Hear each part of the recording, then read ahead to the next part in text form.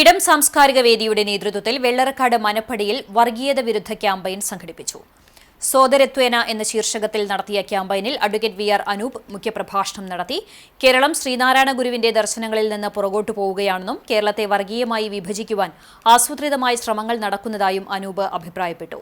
Doctor N V Antony master അധ്യക്ഷത വഹിച്ചു. Panchayat member P N Vishayakumar, Idam president E K Mini, executive അംഗങ്ങളായ അക്ബർ അലി, നാരായണൻ കോടനാട്, പ്രീതി രാജേഷ് എന്നിവർ സംസാരിച്ചു.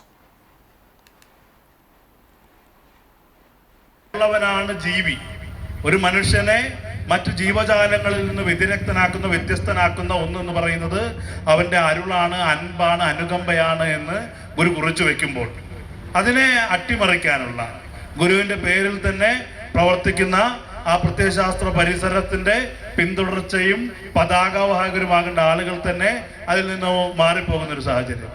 സഹോദര്യം എന്ന് പറയുമ്പോൾ അതിനെ ഗുരു തന്നെ മനുഷ്യത്വം